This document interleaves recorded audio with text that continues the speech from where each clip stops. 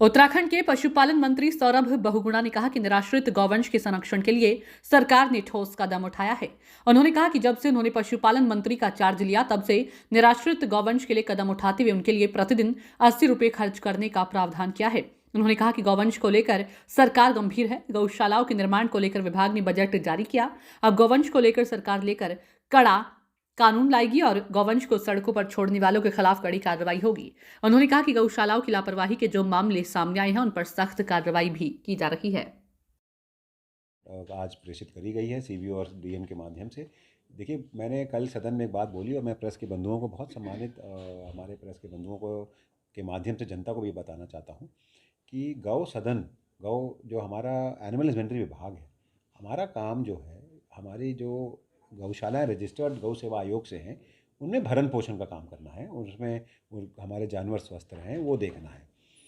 जो नगर निगम के अंदर गौशालाएँ होती हैं या पंचायतों में जो गौशाला होती हैं, संविधान के शेड्यूल 11 और शेड्यूल 12 में स्पष्ट लिखा हुआ है कि उसका ध्यान रखना गौशाला का, उसमें भरण पोषण का ध्यान रखना, उसमें उनकी वो स्वस्थ रहें, ये काम पंचायती राज मंत्रालय और शहरी विकास मंत्रालय का होता है। लेकिन उत्तराखंड में पहली बार एक हमने प्रथा शुरू करी है कि निराश्रित गौवंश की समस्या इतनी बढ़ चुकी है क्योंकि वो किसानों को भी नुकसान पहुंचा रही हैं, उससे एक्सीडेंट्स भी हो रहे हैं, उससे पशु को भी हानि पहुंच रही है। तो तीनों मंत्रालय पहली बार, चाहे वो शहरी विकास मंत्रालय हो, चाहे वो हमारा पशुपालन मंत्रालय हो, चाहे वो पंचायती राज मंत्रालय हो, तीनों ने एक साथ कोऑर्डिनेटेड मीटिंग्स करी हैं। अभी तक हम 2 मीटिंग उसमें कर चुके हैं। हमने 70 नई गौशालाएँ बनाने का एक प्रण लिया है। 55 नई गौशालाओं का डीपीआर बनकर आ चुका है और हम 17 करोड़ रुपए नई गौशालाओं के लिए रिलीज़ कर चुके हैं। देखिए, मैंने कल एक बात कही है और आज फिर कह रहा हूँ कि गौशाला बनाना, गौशालाओं में निराश्रित पशुओं को डालना, ये कोई समाधान नहीं है। हमारे उत्तराखंड में लगभग 15 लाख के ऊपर जानवर हैं। कितनी गौशालाएँ हम बना लेंगे? हर व्यक्ति, ये गाय आ कहाँ से रही है, ये निराश्रित पशु आ कहाँ से रहे हैं, इसको के बारे में भी सोचना चाहिए। इसको छोड़ने वाले भी हम ही हैं। जब हमारा व्यवसाय उनसे नहीं चल पा रहा, जब वो वृद्ध अवस्था में चली जा रही हैं, बीमार हो जा रही हैं, तो हम ही हैं जो उनको मरने के लिए सड़कों पे छोड़ दे रहे हैं।